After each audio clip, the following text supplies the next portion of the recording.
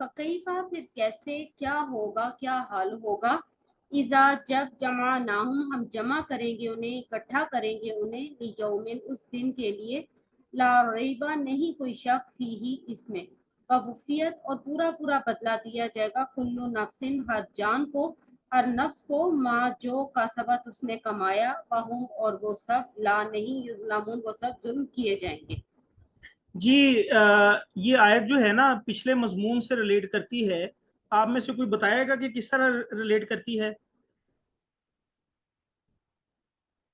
ये पीछे हमने जो मजमून पढ़ा यहूदियों के मुतल्लिक, कि वो कहते हैं कि हम जो है वो आग में जहन्नम में नहीं जाएंगे, लन तमस्सन नारू इल्ला अय्याम मादूदा, कि हमें जो है वो आग नहीं छुएगी मगर गिनती के चंद दिन। फिर आगे अल्लाह तबारक व तआला फरमा रहे हैं फकैफा, कैफा कैसे, यानी क्या हाल होगा, कैफियत कैसी होगी उनकी। इदा जमानाहुम जब हम जमा करेंगे उन्हें, लियौमिल ला रैब फी, यानी क्यामत वाले दिन, क्यामत वाले दिन जब हम उनको जमा करेंगे ना तो उनका क्या हाल होगा। जी हाजिर। सर वो इस खुशफहमी में है ना कि हम बख्शे जाएंगे, लेकिन अल्लाह ताला फरमा रहा है कि जब उनको उस दिन जमा किया जाएगा जिसपे कोई शक नहीं, और पूरा पूरा बदला दिया जाएगा हर नफ्स को। मतलब जिसने बुराई की उसको बुराई ही मिलेगी, वो नेकी की उम्मीद कैसे रख सकता है कि उसको भलाई मिलेगी, और बिल, जिसने भलाई की है उसको भलाई मिलेगी। बिल्कुल बिल्कुल बात मतलब ऐसी। अल्लाह जुल्म नहीं करेगा। जी बिल्कुल ऐसे ही है। यानी उनकी कैफियत बताई जा रही है कि उनका अकीदा ये है कि क़यामत वाले दिन जो है वो हम जो है वो जन्नती होंगे। लेकिन उस वक्त उनकी कैफियत क्या होगी जब वो देखेंगे कि ये तुम्हारे साथ क्या हो गया। और अल्लाह ताला फरमा रहे हैं कि हर जान को जो है वो पूरा पूरा बदला मिलेगा जो उसने कमाया, कसबा। कसबे हलाल होता है ना, रिस्के हलाल कमाना, ये कसबा उससे है। वहुम ला युजलमून, और उन पर जुल्म नहीं किया जाएगा, यानी किसी शख्स पर जुल्म नहीं किया जाएगा। ये एक चीज ध्यान में रखिएगा, जो मेज़ान है ना, मेज़ान तराजू को बोलते हैं। यानी जो अमाल के वजन होने हैं ना, वो लाजमी होने हैं। हर शख्स का जो है वो मेज़ान कायम होना है क़यामत वाले दिन, याद रखिएगा। उसका मेज़ान कायम नहीं होगा जिससे अल्लाह तबारक व तआला नाराज होंगे, याद रखिएगा। तो मेज़ान कायम होना है। अल्लाह ताला जो है हमारी नेकियां ज्यादा कर दे अपनी रहमत से, और हमें बुराइयों से जो है वो दूर रखे। आमीन। क़यामत वाले दिन जो है वो अल्लाह ताला आमीन। हमें खुश कर दे। आमीन।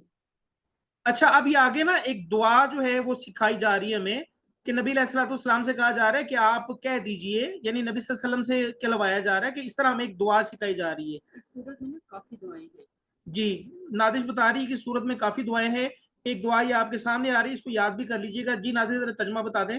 कुल्लिल्लाहुम्मा कह आप सल्लम कह दे कि ए अल्लाह, मालिकल मुल्की बादशाही के मालिक, तू तिल मुल्का तू देता है बादशाही, मन तशाउ जिसे तू चाहता है, व तंजी उल मुल्का और तू छीन लेता है बादशाही, मिमन तशाउ जिसे तू चाहता है। यानी नबी अलैहिस्सलाम के जरिए जो है हमें ये दुआ सिखाई जा रही है कि हम अल्लाह ताला से ये दुआ मांगे कि ए अल्लाह, तू मालिकुल मुल्क है, तमाम बादशाहों का बादशाह है। तू तिल मुल्का तू देता है बादशाही, मन तशाओ जिसको चाहता है। अच्छा, कौमे की हालत का पता है ना आपको? कौमे की हालत क्या होती है? सर बेहोशी की हालत होती है। कौमे कौमे की हालत वो होती है जब बंदा बिल्कुल मरने के करीब हो, उसको नज़ा की हालत बोलते हैं। उर्दू में भी जो है वो हम इसको बोलते हैं नज़ा की हालत। यानी नज़ा की हालत वो होती है जिसमें फरिश्ते इंसान की जान खींच लेते हैं। यहाँ वही लफ्ज इस्तेमाल हुआ है, नज़ा व तंजी। कर्सर मेरा पता नहीं क्यों गायब हो जाता है। व तंजी, और तू खींच लेता है, ठीक है, छीन लेता है, अल मुल्का बादशाही, मिम्मन तशाउ जिसे जिससे चाहता है। ठीक है, तो ये अल्लाह तबारक व तआला जो है वो मालिकुल मुल्क है, जिसको चाहे बादशाह दे दे, जिसको चाहे जो है वो बादशाह, जिसे चाहे बादशाह छीन ले। ये मामू सुबह शाम के अस्कार में भी है ना? हाँ जी, ऐसी है बेटा अनुष। बतु इज्जू और तू इज्जत जी। करता है, मन तशाउ जिसे तू चाहता है, बतु जिल्लू और तू जलील करता है, मन तशाउ जिसे तू चाहता है, बियदिकल खैर सब खैर सब भलाई तेरे ही हाथ में है, इन्ना का बेशक तू अला कुल्ली शैइन हर चीज पर कदीरुन खूब कादिर है, कुदरत रखने वाला है। अच्छा देखें कैसी खूबसूरत दुआ जो है वो हमें सिखाई जा रही है, कि हमसे कहा जा रहा है कि हम अल्लाह से ये कहें कि या अल्लाह तू मालिकुल मुल्क है, जिसे चाहे तू बादशाहत अता कर दे, और जिसे चाहे तू बादशाह छीन ले। اور جسے چاہے تو عزت دے، جسے چاہے تو ذلیل کرے. پھر آگے کیا ہمیں یاد کروایا جا رہا ہے؟ بیادیک الخیر، یا اللہ تیرے ہی ہاتھ میں بلائی ہے. دیکھیں حدیث میں آتا ہے جس کا مفہوم یہ ہے کہ اللہ جو ہے وہ اپنے بندے کے گمان کے مطابق ہوتا ہے. جب ہم یہ کہتے ہیں نا بیادیک الخیر، یا اللہ تیرے ہاتھ میں بلائی ہے، تو اس کا مطلب یہ ہے کہ اس دعا میں، یہ پوری جو دعا ہے اس میں ہم کیا مانگ رہے ہیں اللہ تعالیٰ سے؟ اللہ تعالیٰ سے خیر مانگ رہے ہیں، بادشاہت مانگ رہے ہیں، اللہ تعالیٰ سے عزت مانگ رہے ہیں. انک علی کل شیء قدیر، اور بے شک جو ہے آپ، اللہ تعالیٰ جو ہے، بے شک آپ جو ہے وہ ہر چیز پر قادر ہیں، قدرت رکھنے والے ہیں. جی کلیئر ہوگی بات؟ بیٹا آپ کو بھی بات سمجھ میں آ رہی؟ جی آپ کو بھی بات سمجھ میں آ رہی؟ کہیں کوئی مشکل ہونا تو پوچھ لیجیے گا. بیٹا آپ کا فرسٹ ہے، آپ سمجھ آ رہی ہے آپ کو؟ جہاں نہیں سمجھ آئے گی پوچھنا آپ لوگوں نے بلا جھجک. جی آپ نے پوچھنا ہے، ورنہ میں سمجھوں گا کہ میں صحیح پڑھا رہا ہوں، غلطی سے میں یہ سمجھ بیٹھوں گا.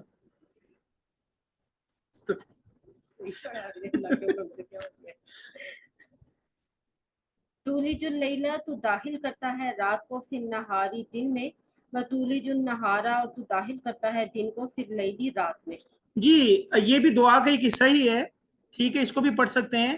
اور یہ ایک انفارمیشن بھی ہمیں پرووائڈ کی جا رہی ہے کہ اللہ تبارک و تعالیٰ رات کو دن میں داخل کر دیتے ہیں، اور اللہ تبارک و تعالیٰ جو ہے وہ دن کو رات میں داخل کر دیتے ہیں. کیا مطلب اس کا؟ جی بتائیں، بتاؤ جلدی، اس سے پہلے کوئی اور بول جائے. جی دیکھیں بیسیکلی اللہ تعالیٰ کی اتھارٹی بتا رہے ہیں، مطلب اللہ تعالیٰ ہمیں یہ بتا رہے ہیں کہ وہ ہر چیز پہ قادر ہے. دن بھی وہی لے کر آتا ہے، اور اس کے اوپر جب رات آتی ہے تو وہ بھی ہے، کیونکہ اس ٹائم پہ کافی لوگ چاند کی، سورج کی پرستش کرتے تھے، تو یہ ایک قسم سے ان کے لیے ہدایت بھی ہے کہ ایک ایسی چیز جو ایک وقت میں غائب ہو جائے وہ اللہ کی پرستش نہیں ہو سکتی. ہاں جی ٹھیک ہے، بالکل ٹھیک ہے جی. اللہ تعالیٰ جو ہے وہ رات کو، یعنی دیکھیں دن کے بعد رات آ جاتی ہے، رات کے بعد دن آ جاتا ہے، یہ تو ایک عام بات جو ہے وہ بالکل. دیکھیں وَلَقَدْ يَسَّرْنَا الْقُرْآنَ فَهَلْ مِن مُدَّكِرٍ، اللہ تبارک و تعالیٰ فرماتے ہیں کہ ہم نے قرآن کو نصیحت کے لیے آسان کر دیا، ہے کوئی تم میں سے جو نصیحت پکڑے؟ اچھا اب اس کا ایک اور مفہوم بھی سمجھے. مجھے آپ یہ بتائیں کہ آج کل جو ہے وہ مغرب کتنے بجے ہوتی ہے؟ 7 بجے، تقریباً 7 بجے جو ہے وہ مغرب کی اذانیں شروع ہو جاتی ہے، ایسے ہی ہے جی؟ آپ لوگوں کو بھی میری آواز آ رہی ہے؟ ہاں جی جی اچھا، اب یعنی 7 بجے تک جو ہے وہ دن رہتا ہے. سردیوں میں جو ہے وہ مغرب کتنے بجے ہوتی ہے؟ 5 بجے. اس کا مطلب ہے کہ اللہ تبارک و تعالیٰ نے دن کا کچھ حصہ رات میں داخل کر دیا. ٹھیک ہے، اس کا یہ بھی مفہوم ہے کہ اللہ تعالیٰ نے دن کا کچھ حصہ رات میں داخل کر دیا، انتہائی غیر محسوس طریقے سے، ایک ایک سیکنڈ، ایک ایک منٹ کر کے ہمیں پتہ بھی نہیں چلتا. اسی طرح جو ہے وہ رات کا کچھ حصہ جو ہے وہ اللہ تعالیٰ جو ہے وہ دن میں شامل کر دیتے ہیں. یعنی سردیوں گرمیوں کا آنا جانا، اس میں یہ چیز بھی ہے، یہ چیز ذہن میں رکھیے گا. پھر آگے اللہ تعالیٰ کیا فرما رہے ہیں؟ وَتُخْرِجُ الْحَيَّ، اور تو نکالتا ہے زندہ کو، من المیت مردہ سے، یعنی جاندار کو بے جان سے نکالتا ہے. اللہ تبارک و تعالیٰ کی ذات جو ہے وہ جاندار کو بے جان میں سے نکالتے ہیں، یعنی بے جان چیز ہوتی ہے اس میں سے جاندار چیز نکل آتی ہے. اور وَتُخْرِجُ الْمَيِّتَ، اور تو نکالتا ہے بے جان کو، من الحی، جاندار سے. اور اللہ تبارک و تعالیٰ کی ذات جو ہے وہ بے جان کو جاندار سے نکالتا ہے. اس کی مثال جو ہے وہ کون دے سکتا ہے آپ میں سے؟ سر جیسے ہمارے کیا کہتے ہیں ڈیڈ سیلز ہر ٹائم ہمارے جسم سے گر رہے ہوتے ہیں. Very good, very good, absolutely correct. دیکھیں ہماری باڈی میں نا حلیے ہوتے ہیں، سیلز ہوتے ہیں. آپ کو پتہ ہے کہ وہ سیل جو ہے نا وہ میرے خیال ہے ان کی لائف پتہ نہیں اب کتنے 24 آورز ہوتی ہے کہ پتہ نہیں کتنی ہوتی ہے. وہ سیل جو ہے وہ مر جاتے ہیں اور اس کی جگہ نئے سیل آ جاتے ہیں. یہ سائنٹیفکلی آپ کو میں بتا رہا ہوں کہ پرانے سیل جو ہے ہمارے ایسا ایسا جو ہے وہ ڈیڈ ہونا شروع ہو جاتے ہیں اور نئے سیل بننا شروع ہو جاتے ہیں. یعنی مردے کو زندہ میں سے، زندہ کو مردے میں سے نکال لیتے ہیں. اور اس کی عام مثال جو ہے مرغی اور انڈا ہے. اس میں یہ بھی تو ہو سکتا ہے نا کہ زندہ کو مردے میں سے نکالنا مطلب ایک کافر شخص ہے، اس کی کوئی اولاد بہترین بھی ہو سکتی ہے، جیسے نبی علیہ السلام کی مثال ہے. بالکل بالکل اور ماشاء اللہ. زندہ میں سے یعنی نوح علیہ السلام کی مثال ہے، ان کا بیٹا کافر تھا. جی جی یہ معجزہ نے جو ہے وہ بڑی اچھی مثال دی ہے. حضرت نوح علیہ السلام کا بیٹا کنعان نام تھا، وہ کافر تھا. حضرت نوح علیہ السلام جو ہے وہ اللہ تبارک و تعالیٰ کے پیغمبر، ٹھیک ہے، لیکن ان کی اولاد کافر. تو یہ زندہ میں سے مردہ نکالنا، ٹھیک ہے. اور اسی طرح جو ہے وہ ابراہیم علیہ السلام کے جو والد تھے آزر، وہ مشرک تھے، بت بناتے تھے، بت بیچتے تھے مردہ، لیکن ان کی جو ہے وہ ان کی اولاد میں سے ابراہیم علیہ السلام کو پیدا کیا. تو یہ بڑی اچھی تعبیر بچی نے بتائی. اللہ تعالیٰ جو ہے وہ اس کے علم میں اضافہ کرے اور اللہ تعالیٰ اس کے والدین کو جنت میں جگہ دے. ابھی زندہ ہی ہے، پریشان نہیں ہونا. وَتَرْزُقُ مَن تَشَاءُ بِغَيْرِ حساب، بترزق اور تو رزق دیتا ہے من تشاء جسے تو چاہتا ہے بغیر حساب، بغیر حساب کے. اللہ تعالیٰ جس کو چاہتا ہے بغیر حساب کے جو ہے وہ رزق عطا فرماتا ہے. دیکھیں اتنی اللہ تبارک و تعالیٰ نے اپنی جو ہے وہ کام بتا دیے، اور ظاہر سی بات ہے یہ جو کام کرنے والے ہیں یہ کوئی عام آدمی نہیں کر سکتا. تو رزق جو ہے وہ اللہ تعالیٰ جس کو چاہے بغیر حساب دیتا ہے. رزق سے یہاں کیا مراد؟ علم بھی ہو سکتا ہے آپ کے، کیا کہتے ہیں، اچھی بیوی، اچھی اولاد، کیا کہتے ہیں، آپ کا علم. بالکل ٹھیک ہے، بالکل ٹھیک ہے جی. رزق کا عموماً ہم جو ہے مفہوم یہ لیتے ہیں روٹی روزی. روٹی روزی تو ہے، لیکن رزق کا مطلب جو ہے وہ نیک اولاد بھی ہے، رزق کا مطلب جو ہے وہ علم بھی ہے، رزق کا مطلب جو ہے وہ عمل بھی ہے، اچھا عمل. ٹھیک ہے، تو اس کو یاد رکھیے گا. لا یتخذ المؤمنون، نہ بنائے سب مومن، الکافرین کافروں کو، اولیاء دوست، من دون المؤمنین مومنین کے علاوہ، مومنوں سے سوا. ومن یفعل، اور جو کوئی کرے گا، ذالک یہ، فلیسا پھر نہیں، من اللہ اللہ تعالیٰ سے، فی شیئن کسی معاملے میں، الا مگر، ان تتقوا یہ کہ وہ سب بچیں، تم سب بچنا چاہو. تاق کا مطلب تم ہوتا ہے، تم سب بچنا چاہو، منہم ان سے، تقاتن بچنا. اچھا، یہ اس کا تھوڑا سا مفہوم سمجھ لیں. یہ تھوڑی سی ٹیکنیکل سی آیت ہے. اس میں اللہ تبارک و تعالیٰ فرما رہے ہیں کہ مومنین کو منع کیا جا رہا ہے. یہ یتخذا لا یتخذی، یہ اخذ کرنے سے ہے، بنانا، نکالنا. ٹھیک ہے، تو اللہ تبارک و تعالیٰ فرما رہے ہیں کہ مومن جو ہے وہ کافروں کو دوست نہ بنائے سوائے مومنین کے. یعنی مومن ہمیشہ کسی مومن کو دوست بنائے، کافر کو دوست نہ بنائے. اچھا، یہ ایک مومن کے متعلق بھی بات ہو سکتی ہے کہ ایک مومن کسی دوسرے مومن کو ہی دوست بنائے، کسی کافر کو دوست نہ بنائے، یا ایک مومنین کی جماعت جو ہے وہ کسی دوسرے مومنین کی جماعت کو ہی دوست بنائے، کسی دوسرے کافروں کی جماعت کو دوست نہ بنائے، یا ایک مسلم گورنمنٹ جو ہے وہ کسی دوسری مسلم گورنمنٹ کو ہی دوست بنائے، کسی غیر مسلم کافر گورنمنٹ کو دوست نہ بنائے. یہ تمام یہ چیزیں اس میں آ جاتی ہیں. اور اللہ تبارک و تعالیٰ فرما رہے ہیں وَمَن يَفْعَلْ ذَلِكَ، اور اگر کوئی ایسا کرے گا، یعنی کسی مومن کو چھوڑ کے کافر کو دوست بنائے گا، تو اللہ تبارک و تعالیٰ فرما رہے ہیں فَلَيْسَ مِنَ اللَّهِ فِي شَيْءٍ، تو پھر اللہ اس معاملے میں نہیں ہے، پھر خود ہی تم بھگتو گے. إِلَّا أَن تَتَّقُوا مِنْهُمْ تُقَاتًا، لیکن اللہ تبارک و تعالیٰ نے اس کا جو ہے وہ ایک ایکسیپشنل کیس بتا دیا. ہاں البتہ اگر تم ان سے بچنا چاہتے ہو تو. مراد یہ کہ مسلمان جو ہے وہ دبے ہوئے ہیں، اور جو ہے وہ کافر جو ہے وہ اوپر سپیریئر کنڈیشن پوزیشن میں ہیں، وہ مسلمانوں کو دبا رہے ہیں. تو اس معاملے میں اللہ تبارک و تعالیٰ نے تھوڑی سی چھوٹ دے دی. اس کو تھوڑا سا سمجھے کچھ یوں. دیکھیں یہاں پر نا تھوڑا سا میں آپ کو بتا دوں، اس میں استثناء یہ ہے کہ اگر تمہیں محض بے تعلق رہنے کی وجہ سے کسی کافر سے کچھ خطرہ ہو تو ظاہر داری اور مدارت کے طور پر اس سے دوستی رکھنے کی اجازت دے دی گئی. یعنی اگر آپ کو خطرہ ہے نا کافر سے، تو آپ ظاہری طور پر جو ہے وہ اس سے دوستی رکھ سکتے ہیں، دلی طور پر نہیں، ظاہری طور پر اس سے دوستی رکھ سکتے ہیں. اس میں بے شمار باتیں آ جاتی ہیں، جیسے جس کو اللہ تبارک و تعالیٰ نے ہم پر چھوڑ دیا ہے، یعنی ان باتوں کا ذکر نہیں کیا. وہ باتیں کون سی ہو سکتی ہیں؟ وہ باتیں یہ ہو سکتی ہیں کہ جو ہے وہ جان کا خطرہ ہو، مال کا خطرہ ہو، آبرو کے ضائع ہونے کا خطرہ ہو، یا کوئی اور بات ہو، یا کوئی ایسا خطرہ ہو جو فی الواقعہ موجود ہو، یا کوئی ایسا خطرہ ہو جو موجود نہ ہو لیکن آنے والا ہو. ٹھیک ہے، اور اس کے علاوہ جو ہے اس خطرے کا اثر صرف اس کی ذات تک محدود ہے، یا یہ بات دوسرے مسلمانوں کے لیے بھی خطرے کا باعث بن سکتی ہے، یہ بھی سوچنا ہے ہم نے. ٹھیک ہے، تو یا اگر وہ کافروں سے دوستی رکھ کر اپنے آپ کو محفوظ کر لیتا ہے تو اس کا نقصان دوسرے مسلمانوں کو پہنچے گا کہ نہیں پہنچے گا، یہ بھی دیکھنا پڑے گا، وغیرہ وغیرہ. یہ مختلف سوال ذہن میں آتے ہیں. کہ دوستی اگر کافروں سے رکھنی ہے، اللہ تعالیٰ نے کہا کہ اللہ ان تتقوا منہم تقاتا، ہاں البتہ اگر تم بچنا چاہو ان سے، یعنی کافروں سے بچنا چاہو، تو پھر جو ہے وہ ظاہری دوستی رکھ سکتے ہو۔ اس میں کچھ میں نے سوال آپ کے سامنے رکھ دیے کہ یہ سوال جو ہے وہ اٹھ سکتے ہیں جس کی وجہ سے کافروں سے دوستی رکھی جا سکتی ہے ظاہری طور پر۔ اچھا، اب ان تمام سوالوں کے جواب بھی مختلف ہیں۔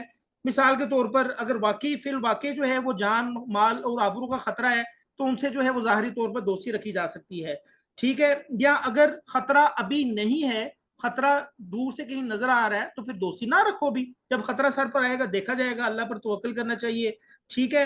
اور اس کے علاوہ جو ہے وہ اگر آپ کی دوستی سے آپ کو فائدہ پہنچ جائے گا لیکن مسلم کمیونٹی کو جو فائدہ نقصان پہنچے تو پھر آپ نے دوستی نہیں رکھنی۔ تو یہ ان سوالوں کے جواب یہ ہیں، یعنی اللہ تبارک و تعالیٰ نے یہ ہم پر چھوڑ دیا کہ آپ جو ہے وہ اگر بچنا چاہو تو ان سے ظاہری طور پر دوستی رکھ سکتے ہو۔ اب یہ معاملہ، یہ جتنے بھی سوال میں نے آپ کے سامنے رکھے ہیں کہ جان مال آبرو کا خطرہ ہو یا پتہ نہیں جنگ نہ کوئی چھڑ جائے یا کسی دوسرے مسلمان کو کوئی خطرہ نہ ہو، یہ ساری کی ساری باتوں کا تعلق جو ہے وہ کس سے ہے؟ دل سے ہے۔ انسان کے دل میں یہ ساری باتیں آتی ہیں نا، تو اللہ تبارک و تعالیٰ پھر آگے فرماتے ہیں، جی نازی سے وَيُحَذِّرُكُمُ اللَّهُ، اور ڈراتا ہے تمہیں اللہ تعالیٰ، نفسہ اپنے آپ سے، وَإِلَى اللَّهِ الْمَصِيرُ، اور اللہ ہی کی طرف لوٹ کر جانا ہے، پلٹنا ہے۔ یعنی ان تمام باتوں کو سوچنے سے پہلے کہ بھئی خطرہ میری جان مال یا آبرو کو ہے یا مسلم کمیونٹی کو ہے، یہ ساری ہم نے دل میں باتیں سوچنی ہے نا، تو دل کا تعلق جو ہے وہ ڈائریکٹ براہ راست جو ہے وہ اللہ تبارک و تعالیٰ کے ساتھ ہوتا ہے۔ تو اللہ تعالیٰ فرما رہے ہیں کہ وَيُحَذِّرُكُمُ اللَّهُ نَفْسًا، یعنی تنبیہ کی جا رہی ہے، وارننگ دی جا رہی ہے کہ اللہ تعالیٰ تمہیں اپنے نفس سے، اپنے آپ سے ڈراتا ہے، یعنی ہوشیار کرتا ہے، خبردار کرتا ہے، یعنی جو بھی فیصلہ کرنا نا تو اللہ کو حاضر ناظر رکھ کے کرنا ہے فیصلہ۔ کیوں؟ کیونکہ تم نے لوٹ کر اللہ تعالیٰ ہی کی طرف جانا ہے۔ میرا خیال ہے کہ اس آیت کا مفہوم جو ہے وہ میں صحیح طرح سے میں واضح کر پایا ہوں۔ یہ بچوں بات سمجھ میں آئی؟ تھوڑی تھوڑی آئی لگتا ہے آپ کو، آدھے کی انشاءاللہ، پریشان نہیں ہونا آپ نے، ٹھیک ہے۔ اچھا، اس کے بعد جو ہے وہ آگے چلتے ہیں ہم۔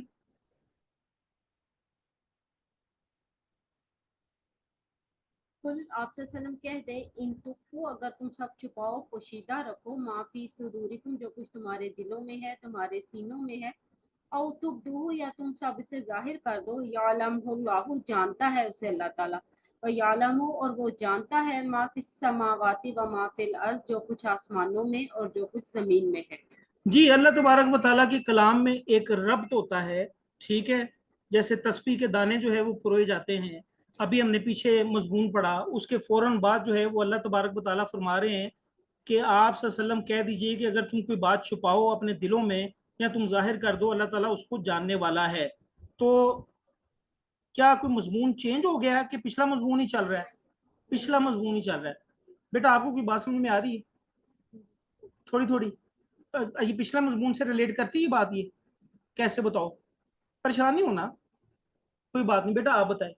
سر جیسے اللہ تعالیٰ نے فرمایا کہ اگر آپ نے کافروں سے دوستی رکھنی ہے تو اس کے بارے میں پہلے آپ نے اپنے دل کو یہ بتانا ہے کہ اللہ تعالیٰ حاضر ناظر ہے۔ اگر میں جیسے ہمارے میں غدار بڑے زیادہ ہے، مسلمانوں کو موسٹلی مسلمانوں نے ہی ڈچ کیا ہے، ہمیں ہمارے مسلمان بہن بھائیوں سے ہی نقصان ہوا ہے، اپنا فائدہ دیکھ کے تو ظاہر یہ کروانا کہ نہیں ہم اپنی مسلم کمیونٹی کے لیے، جیسے یہ ابھی بھی ہے کہ گورنمنٹ باہر سے قرضہ لے لیتی ہے لیکن وہ عوام تک آتا ہی نہیں ہے، اور آ کر اللہ تعالیٰ کی آیتیں پڑھ کے کہتے ہیں کہ ہم سنسیئر ہیں، تو یہ ان کے لیے ہے کہ اگر کیا کہتے ہیں تم لوگوں کو یہ لگ رہا ہے کہ تم لوگ اپنے دل میں وہ برائی چھپا لو گے تو اللہ تعالیٰ کو نہیں پتا چلے گا، تو تم لوگوں تک چھپا سکتے ہو، اللہ تعالیٰ سب کچھ جانتے ہیں، دنیا اور آسمانوں میں جو ہے وہ سب کچھ اللہ تعالیٰ کے علم میں۔ ایسے ہی ہے جی، پچھلی آیات میں ہم نے پڑھا کہ جو اللہ تعالیٰ نے چھوٹ دی ہے نا ہمیں کافروں سے دوستی کرنے کی، ظاہری دوستی کرنے کی، اس کا تعلق ہمارے دل سے ہے۔ تو اللہ تبارک و تعالیٰ پھر مومنین سے خطاب کر کے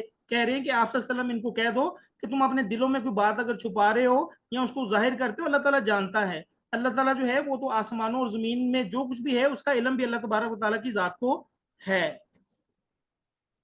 اللہ، اور اللہ تعالیٰ علی کل شیء، ہر چیز پر، قدیر، کو قادر ہے، قدرت رکھنے والا۔ اللہ تعالیٰ جو ہے وہ ہر چیز پر قدرت رکھنے والا ہے۔ अला यालमु मन खलक व हुवल लतीफुल खबीर, ये सूरह मुल्क की आयत मैंने पढ़ी है। क्या वो नहीं जानता जिसने तुमको पैदा किया, जिसने तुमको बनाया है, वही तो जानने वाला है। मुझे आप ये बताएं कि अगर कोई इंजीनियर जो है वो गाड़ी बनाए तो उसको पता है कि गाड़ी की चाबी जब हम घुमाते हैं ना तो पेट्रोल जो है वो कहाँ से निकलता है, कहाँ जाता है, और कैसे जो है वो गाड़ी का इंजन जो है वो स्टार्ट होता है। वो गाड़ी के बाहर खड़ा है लेकिन गाड़ी के अंदर उसको सब कुछ पता चल रहा होता है कि क्या चीज चल रही है और क्या चीज नहीं चल रही, कौन सा पिस्टन चल रहा है और कौन सी जो है वो मशीन चल रही है। तो इसी तरह अल्लाह तबारक व तआला ने हमें पैदा किया है, तो अल्लाह तबारक व तआला हमारे दिलों के जो अंदर जो चल रहा है वो हर चीज को जानते हैं। हमारे दिल के अंदर जो वसवसे उठते हैं, जो बातें आती हैं, अल्लाह तबारक व तआला उन तमाम बातों को जानने वाला है। यहाँ पर आज हमारा सबक मुकम्मल हुआ। आप में से अगर किसी का कोई क्वेश्चन है तो आप लोग कर सकते हैं। हमारे पास जो है वो तकरीबन 4 मिनट है। मैं उम्मीद करता हूं कि आप जो है वो कोई क्वेश्चन करेंगे।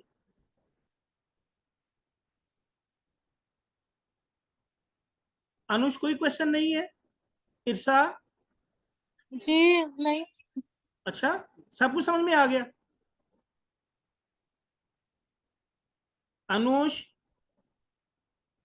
जी बेटा सब कुछ समझ में आ गया? जी अच्छा, मैं आपको बताऊं क्वेश्चन कहां पर नहीं होता।